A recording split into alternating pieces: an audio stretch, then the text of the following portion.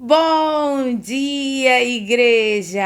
A paz do Senhor! Leitura bíblica de hoje para darmos início a mais uma série de devocionais. Nessa semana passada falamos sobre o batismo. Essa semana nós vamos dar continuidade, não com o batismo, mas após o batismo. Após porque nos tornamos um discípulo de Jesus. Então, nessa semana nós vamos aprender sobre o que é ser um discípulo, a ser discipulado e o discipulado como uma forma geral de aprendizado. Vamos saber, primeiramente, o que é ser um discípulo.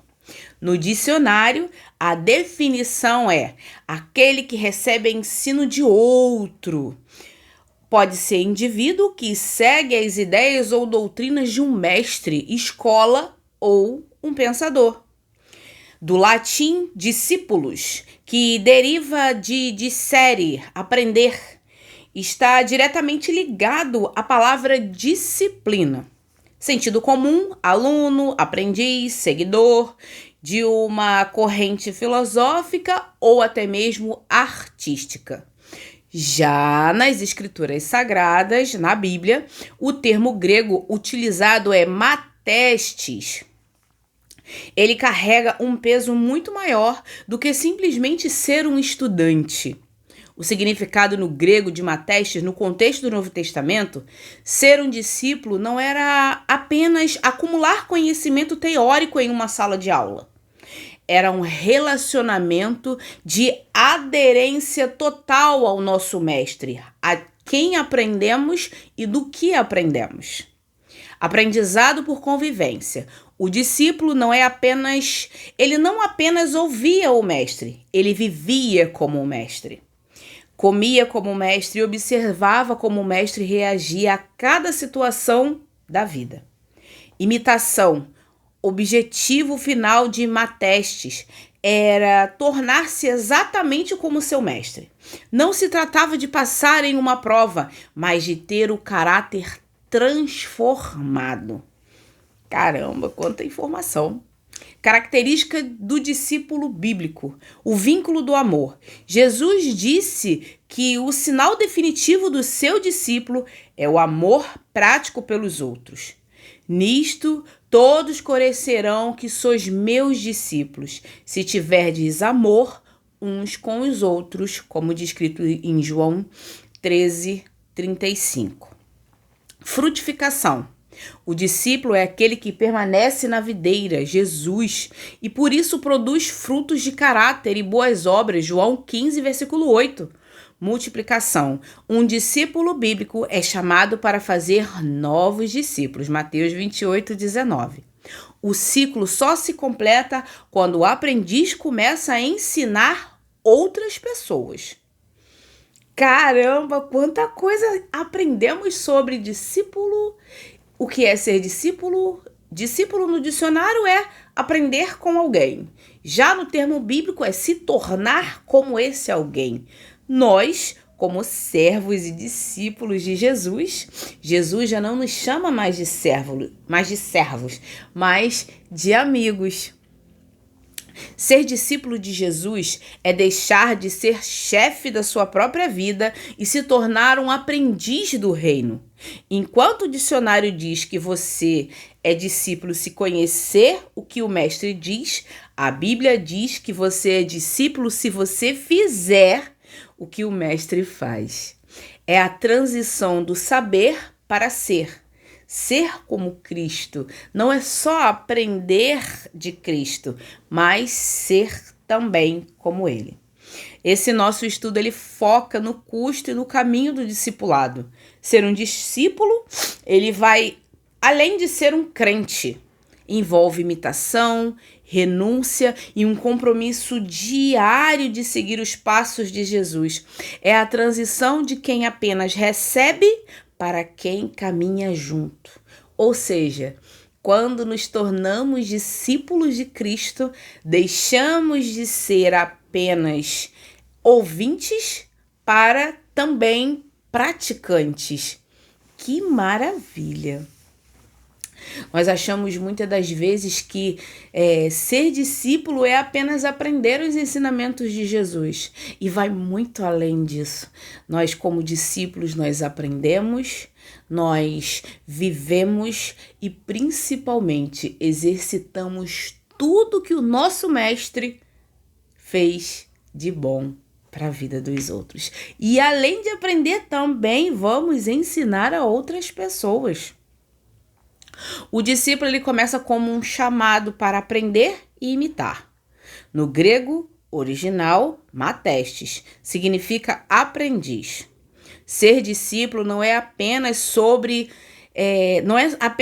saber de Jesus, é estar com ele e tornar-se como ele.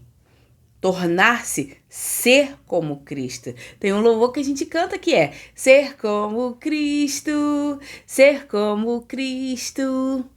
Tudo que eu peço é ser como Ele no meu caminho, daqui à glória. Tudo que eu peço é ser como Ele. Depois de tanta informação, aprendemos o que é ser discípulo. Se a partir de hoje você não aprender o que é ser um discípulo, volta o estudo de novo e vamos aprender.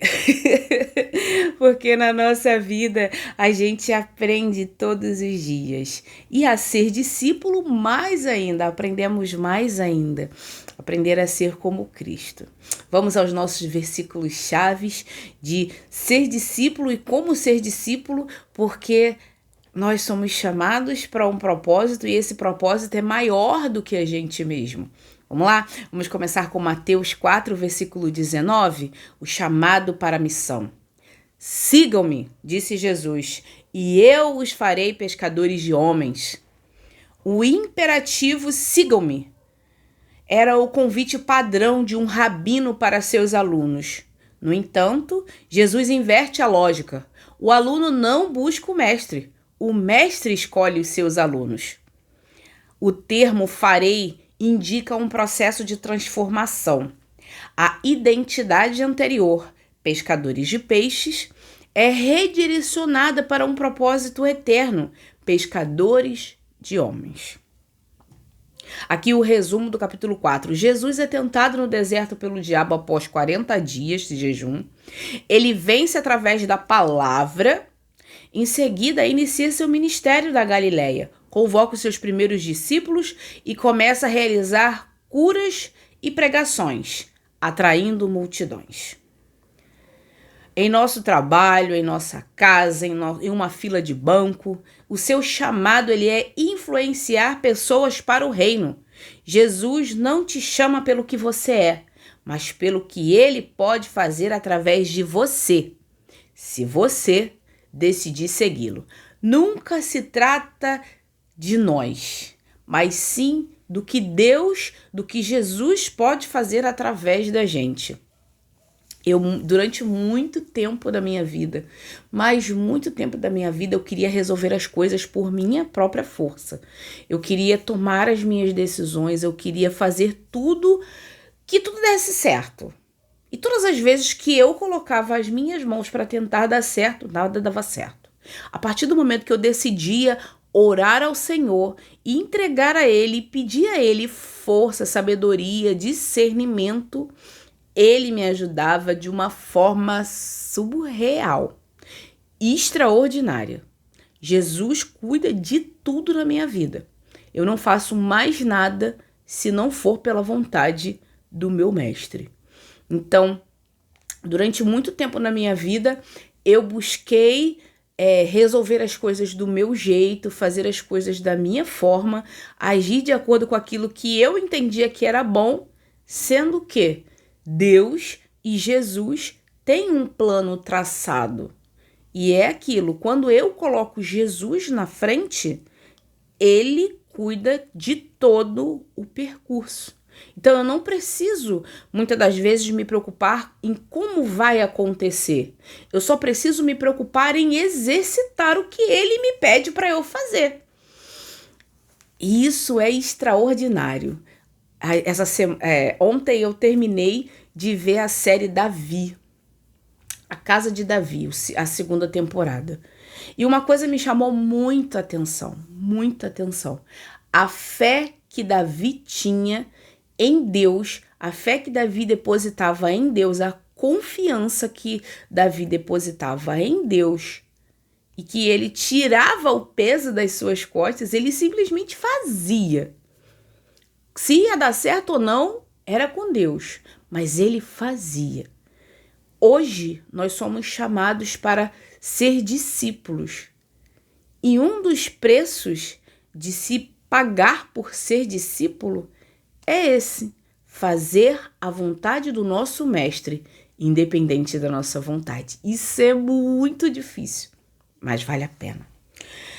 Lucas 9:23. A condição do seguimento.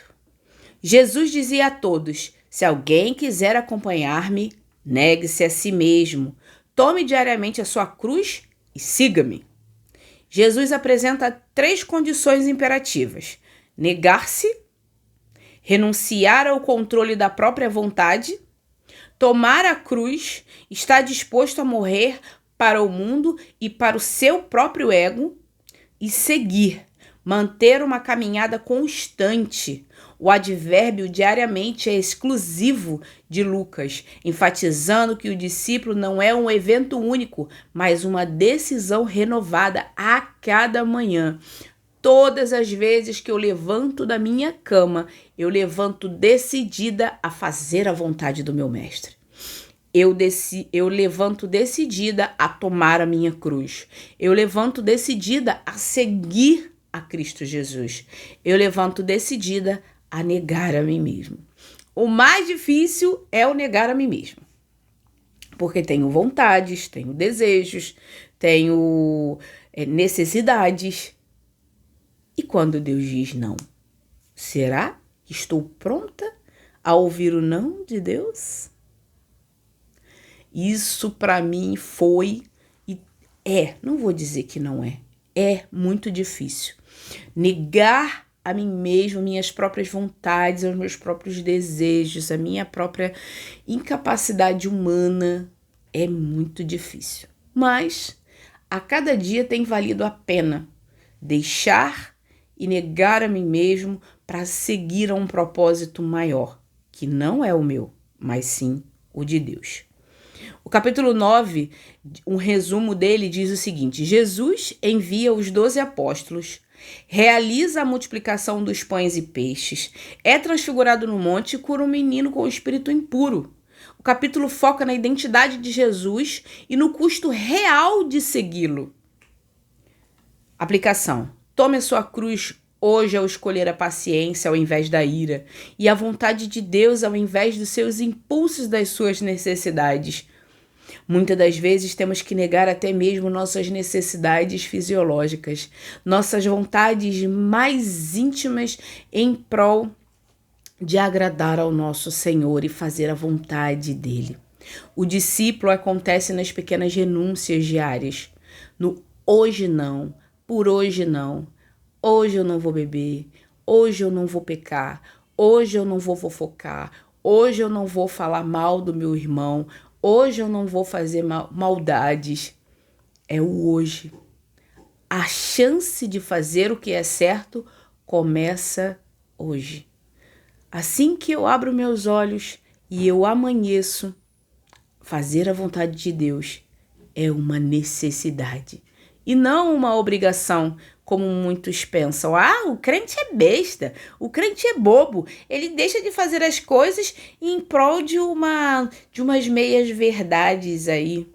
Não, nós deixamos de fazer as coisas porque entendemos qual é o propósito da vontade de Deus, porque estamos dentro do centro da vontade de Deus, e quem está no centro da vontade de Deus entendeu que não são as circunstâncias, não é o que eu tenho, não é o que eu possuo que me faz feliz, mas agradar ao meu mestre. João 8,31. A permanência na palavra. Disse Jesus aos judeus que haviam crido nele: se vocês permanecerem na minha palavra, verdadeiramente serão meus discípulos. Aqui é o mestre afirmando que quem permanecer aonde? Na palavra, gente, nas escrituras sagradas. Quem permanece fiel, cumprindo as escrituras, vai ser discípulo de Cristo Jesus. Às vezes a palavra vai dizer para você renunciar ao seu ego. Às vezes a palavra vai orientar que você perdoe aquela pessoa que te magoou. Às vezes a palavra vai fazer com que você negue algum instinto do seu corpo e você vai obedecer porque você conhece o seu mestre. O seu mestre, ele te ama, ele cuida de você. A palavra-chave aqui é mainite, permanecer, habitar. Crer é o início, mas permanecer é a prova do verdadeiro discípulo. Isso envolve não apenas ler, mas morar nos ensinos de Jesus até que eles moldem o nosso pensamento, as nossas emoções e principalmente as nossas ações. A liberdade, no versículo 32, é o resultado direto dessa permanência. O capítulo 8 inicia com uma mulher pega em adultério, onde Jesus demonstra graça. Jesus declara ser a luz do mundo e debate com os judeus sobre a identidade e a linhagem de Abraão, terminando com a afirmação: antes que Abraão existisse, eu sou. Jesus diz que ele é maior que Abraão. E para o judeu naquela época, dizer isso era praticamente cuspir na Bíblia. Praticamente isso.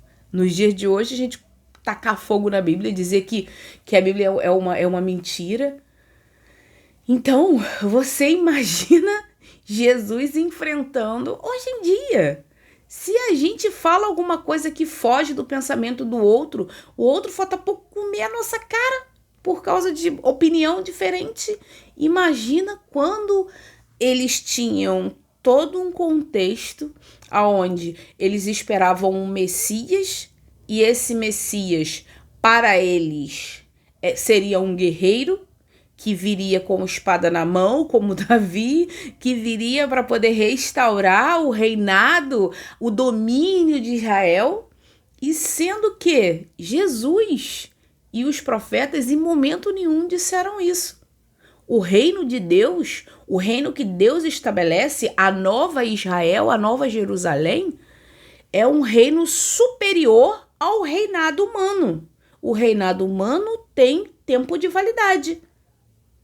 Aqui no nosso país é de 4 em 4 anos, exceto se o candidato ele conseguir vencer mais de uma eleição. Mas o certo é que um presidente ele fique de 4 em 4 anos, certo? Exceto lá na monarquia, lá na Inglaterra, que tem lá gerações e gerações, mas mesmo assim, morreu, acabou. Já o reino de Deus é eterno, não tem fim.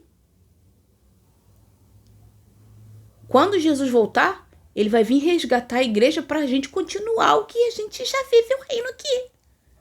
Eu sempre digo isso, o reino ele já começou, nós já vivemos no reino, e é aquilo, como súditos de um reino, nós temos um rei ao qual nós damos obediência a esse rei, certo? E o rei é Jesus e Deus, e é isso. E é um reinado que não tem fim. Não tem fim. Teve início com a morte de Cristo e a ressurreição dele. Ali foi o início do reino. Mas fim não existe. Agora é eternidade. É pro resto da vida. Aplicação. Estabeleça uma rotina de leitura bíblica. Não seja um discípulo de momento, mas alguém cujas raízes estão profundas no que Jesus ensinou. Ou seja, tenha seu momento de leitura, tenha o seu momento de intimidade com o Senhor, de aprendizado. Senta, faça sua leitura bíblica. Natália, mas eu não consigo fazer leitura bíblica. Senta, assiste um devocional. Faça um estudo, vá até uma das escolas da Bíblia, faça um estudo bíblico. que é muito importante. Você vai estar se preenchendo do Senhor, se abastecendo do Evangelho e aprendendo da fonte, que é a Sagrada Escritura. Mateus 11:29. O aprendizado da mansidão. Tomem sobre vocês o meu jugo e aprendam de mim, pois sou manso e humilde de coração, e vocês encontrarão descanso para as suas almas. O jugo era uma metáfora para a submissão nos ensinos de um rabino. O jugo de Jesus é diferente. Ele não impõe fardos pesados, mas oferece a sua própria mansidão como guia. O aprendizado aqui é comportamental e emocional. O descanso é a paz interna que vem ao deixar de lutar com as suas próprias forças. O peso é dividido com o Cristo Jesus. Ele entende a sua dor. Ele sabe o que você sente. Ele sabe a dor que você sente. Ele não se coloca inerte à sua dor, mas ele confia que você vai passar pela sua dor, pelo seu sofrimento, que você vai vencer. Resumo do capítulo 11. Jesus responde aos mensageiros de João Batista, censura as cidades impenitentes e louva o Pai por revelar a verdade aos humildes. O capítulo termina com um convite aos cansados e sobrecarregados. Aplicação. Aprender de Jesus é adotar o ritmo dele. Se você está estressado ou cansado, troque o seu jugo de ter que dar conta de tudo sozinho pelo de Jesus, que é leve e traz descanso. Isso na minha vida não fazia muito sentido. Mas depois que eu entendi que eu preciso descansar e entregar a Jesus Cristo a minha dor, o meu sofrimento, as minhas angústias, para assim eu conseguir caminhar com Ele, ficou menos pesado, ficou mais leve. Nos momentos aos quais eu consigo levar o meu jugo, eu vou caminhando e Jesus segurando o peso comigo. Em alguns momentos está tão pesado que eu perco as forças e Jesus leva o meu jugo e ainda me carrega no colo. Esse Cristo, ele é fenomenal. João 15:13, o exemplo do serviço. Eu lhes dei exemplo para que vocês façam como eu lhes fiz. Jesus acabara de lavar os pés dos discípulos, como modelo e como exemplo. No contexto da época, essa era a tarefa do escravo mais baixo. Jesus redefine a grandeza no discipulado. O maior é aquele que serve. A autoridade no reino de Deus é medida pela utilidade e pelo amor prático. Ou seja, eu amo quando eu sirvo. É muito bom isso, gente. Você poder servir a alguém. Você poder ajudar alguém. Ajudar uma alma perdida.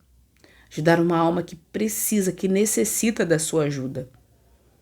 E Jesus, ele é o maior exemplo disso para nós. Por quê? Porque ele serviu a nós dando a sua própria vida para que hoje eu e você pudéssemos ter a vida eterna. Nossa, Jesus é maravilhoso.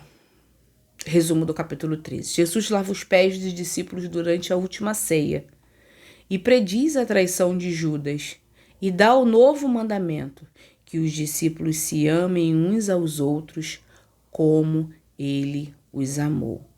Então, se você quer ver um sinal de um discípulo, quer ver se alguém realmente é um discípulo de Jesus, se ele demonstrar amor em suas atitudes. Amor não esperando que os outros vejam as suas ações ou as suas atitudes, mas um amor sacrificial, o amor ágape, que é capaz de deixar de fazer as suas próprias vontades para fazer a vontade do outro, para ajudar o outro, renuncie à sua própria carne em prol de um mandamento maior. No seu papel, no seu trabalho, na sua casa, com a sua família, numa fila de banco, em qualquer lugar, seja na padaria, seja na escola, seja aonde for. Busque oportunidades de servir. Seja um bom discípulo.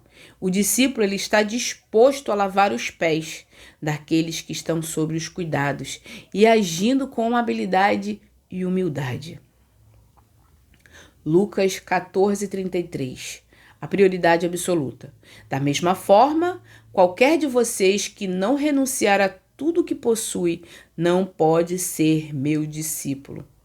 A palavra renunciar significa dizer adeus. Não significa necessariamente desfazer-se de todos os bens materiais, mas tirar do coração o direito da propriedade sobre eles. Nada pode ocupar o lugar de Deus. O discípulo é aquele que reconhece que tudo o que tem pertence ao Senhor. Nos momentos aos quais temos casa, comida, roupa, pessoas ao nosso redor, emprego, tudo isso é da vontade do Senhor. É porque o Senhor quer, porque o Senhor abençoa. Não porque somos bons ou porque merecemos, porque não merecemos nada. Nós merecemos a crucificação, merecemos a cruz. E Cristo Jesus, ele nos mostra que, acima de tudo, ele nos dá uma vida nova. O capítulo 14 diz o seguinte: Jesus cura no sábado na casa de um fariseu, conta a parábola do grande banquete e ensina sobre o custo de segui-lo, usando as ilustrações do construtor de uma torre e do rei que vai para a guerra. Avalie o que tem ocupado em primeiro lugar o seu coração. O discipulado exige que Jesus seja prioridade acima dos bens, da carreira e até mesmo de relacionamentos, seja ele com homem e mulher, patrão e empregado, filho e filha. Aqui o contexto de Lucas 14, o versículo 26, ele diz o seguinte: aquele que ama seu pai, sua mãe, seus irmãos, suas irmãs, seu marido, sua mulher, seu sogro, sua sogra, mais do que a mim mesmo, não serve para ser meu discípulo. Ou seja, o discípulo, ele olha para as coisas e para as pessoas, mas tudo isso é em prol de Deus e do reino. Reflita sobre o que você precisa deixar na margem hoje para seguir a Jesus com mais liberdade. O chamado, Mateus 4,19, é o convite para uma nova missão e transformação. O custo, Lucas 9:23, 14:33, envolve renúncia diária e prioridade total é Deus. A prova, João 8,31, é a permanência constante nos ensinamentos de Jesus. O ritmo, Mateus 11:29, é o aprendizado da mansidão que gera descanso. E a atitude, João 13:15, é o compromisso com o serviço humilde ao próximo. Não é um serviço para validarmos que somos bons ou que somos algo ou alguma coisa, mas para validar que o amor de Deus está revelado em nossas vidas. E por amar a Cristo, servimos uns aos outros. Não para aparecer, para nosso mérito, mas para a glória de Deus. Caminhar com Jesus é a jornada mais segura da vida. Seguir a Jesus não é um fardo, é uma libertação de peso de tentar ser mestre da própria vida. Quando você nega a si mesmo e toma sua cruz, você não está perdendo a sua identidade, mas encontrando a verdadeira identidade que Deus planejou para você. Seja um discípulo que permanece na palavra, que serve com amor e que descansa no jugo suave do Mestre. O caminho pode ser estreito, mas a companhia é gloriosa. Você tem Cristo Jesus, você está com Cristo Jesus, você não está mais sozinho. O chamado de Jesus não é apenas para os capacitados, mas ele capacita aqueles que o respondem, o siga-me. E aí, você está disposto? Negue-se a si mesmo e siga Jesus. E torne-se um discípulo. Amém? Vamos orar? Paizinho amado e querido Deus, graças te damos por mais um dia que se chama hoje, Senhor. Muito obrigada, Pai, pelo teu amor, pela tua misericórdia, por tudo que o Senhor representa em nossas vidas. Tome, Pai, em tuas mãos a nossa vida, o nosso caminhar, o nosso ser. Perdoe nossos pecados, dirija a nossa vida e ajuda-nos, Senhor, a sermos melhores para o Senhor. Tome-nos em tuas mãos, que possamos, Pai, ser discípulos corajosos e humildes o suficientes para entender, Pai, que necessitamos uns dos outros. Muito obrigada, Pai, por esse ensinamento. Obrigada por Jesus Cristo ser o maior exemplo de discípulo para nossas vidas. Nos torne capazes, Senhor, de sermos discípulos de Cristo, aprendendo que somente Ele tem o caminho, a verdade e a vida. Amém?